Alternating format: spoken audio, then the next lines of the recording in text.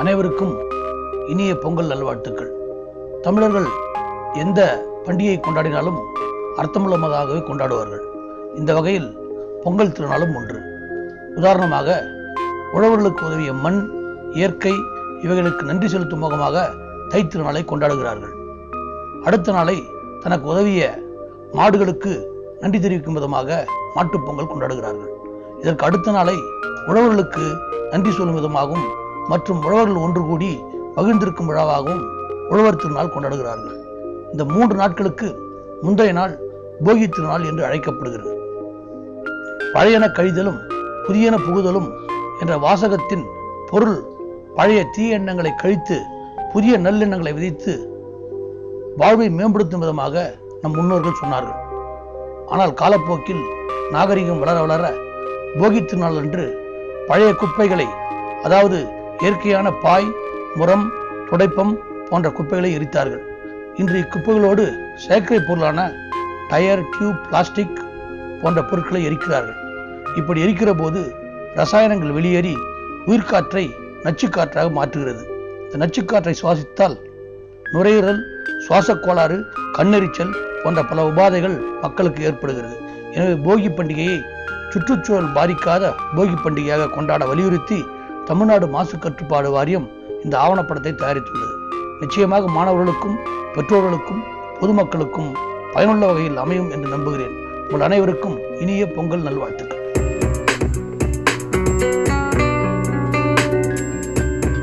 நம்முடைய முன்னோர்கள் ஞானத்தின் அடிப்படையில் வாழ்ந்தவர்கள்.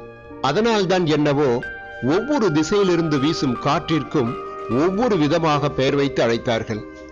உதாரணமாக, கிழக்கிலிருந்து வீசும் காற்றிற்கு கொண்டல் என்றும், மேற்கிலிருந்து வீசும் காற்றிற்கு கோடை என்றும், வடக்கிலிருந்து வீசும் காற்றிற்கு வாடை என்றும், தெற்கிலிருந்து வீசும் காற்றிற்கு தென்றல் என்றும் அழைத்தார்கள்.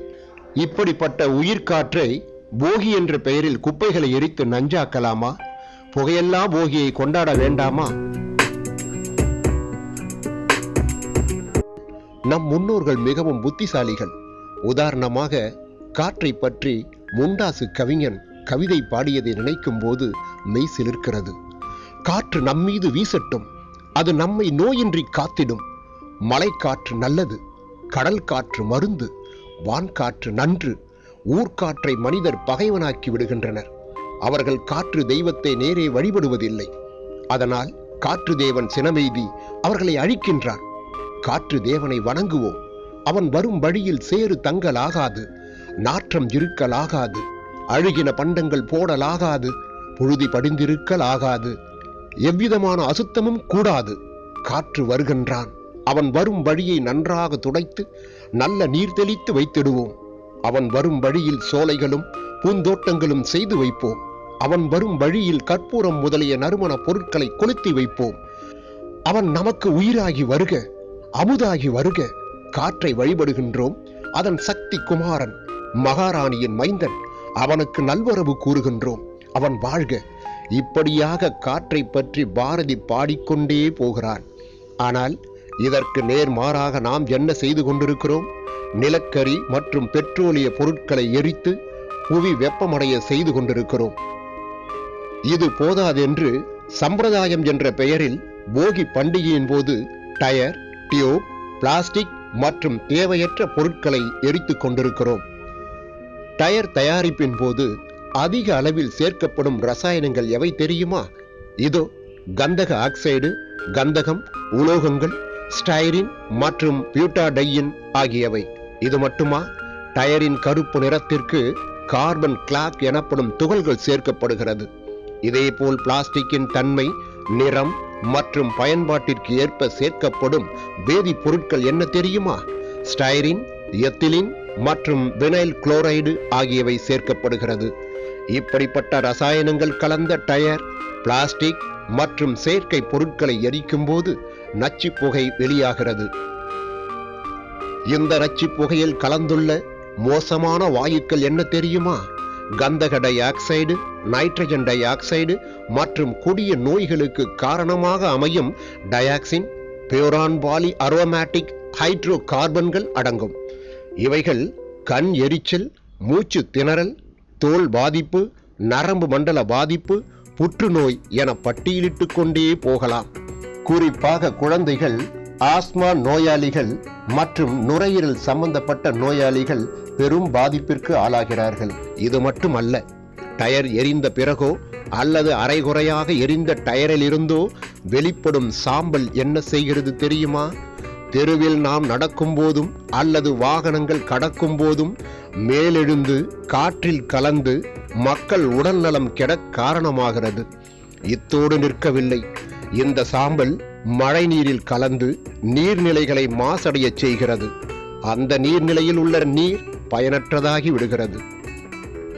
அது குடிநீராகவோ சமையல் செய்யவோ பயன்படுத்த முடியாது. மேலும் டயர் எரிக்கப்பட்ட மண்பரப்பில் செடிகள் வளர நாட்கள் பல ஆகும். அது மட்டுமல்ல, மரபணுக்களையும் பாதிக்கும், கருச்சிதைவு ஏற்படும், உடல் ஊனங்களுக்கும் ஆளாக நேரிடும்.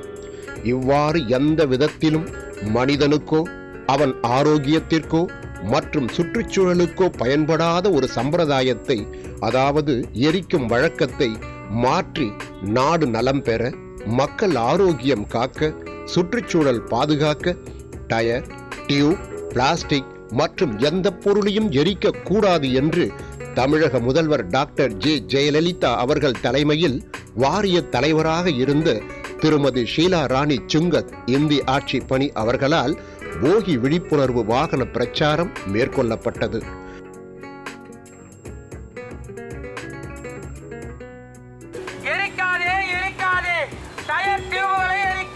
அன்றிலிருந்து இன்று வரை ஒவ்வொரு ஆண்டும் பிரச்சாரம் மேற்கொள்ளப்படுகிறது.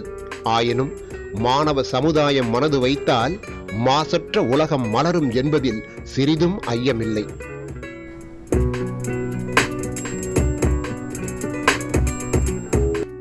அனைவருக்கும் என்னுடைய இனிய புத்தாண்டு மற்றும் பொங்கல் வாழ்த்துக்கள். சுற்றுச்சூழலை பாதுகாப்பது பற்றி நாம் அனைவருக்குமே தெரியும். காற்று மாசுபடாமல் இருப்பது நம் அனைவருக்கும் முக்கியம். ஏனென்றால் நாம் ஒவ்வொரு நொடியும் காற்றை சுவாசித்து கொண்டிருக்கிறோம். போகி பண்டிகையை முன்னிட்டு அந்த காலங்களிலே பழையன கழிதலும் புதியன புகுதலும் என்றெல்லாம் சொல்வார்கள். பழையன கழிதல் என்றால் அதற்காக பழைய பொருட்களை எரிப்பது என்ற ஒரு தவறான கண்ணோட்டம் நம்மிடையே இருக்கிறது. அது இந்த காலகட்டத்துக்கு நிச்சயம் ஒவ்வாத ஒன்று. ஆகவே நாம் அனைவரும் இந்த தருணத்தில் காற்றினுடைய மாசை நம்மால் இயன்ற அளவு பாதிக்காமல் இருப்பதற்கு என்னென்ன செய்ய வேண்டுமோ அதையெல்லாம் செய்ய வேண்டும். குறிப்பாக இந்த பழைய பொருட்களை, டயர்கள், துணிகள் போன்றவற்றையெல்லாம் எரிப்பதை அறவோடு கைவிட வேண்டும் என்று அன்போடு கேட்டுக்கொள்கிறேன். நன்றி, வணக்கம். டயர், டியூப், பிளாஸ்டிக் எரிக்க மாட்டோம், எரிக்க மாட்டோம், எரிக்க மாட்டோம். டயர், டியூப், பிளாஸ்டிக் எரிக்க மாட்டோம். கொண்டாடுவோம், கொண்டாடுவோம், புகையில்லா போகியை கொண்டாடுவோம், கொண்டாடுவோம், கொண்டாடுவோம், புகையில்லா போகியை கொண்டாடுவோம்.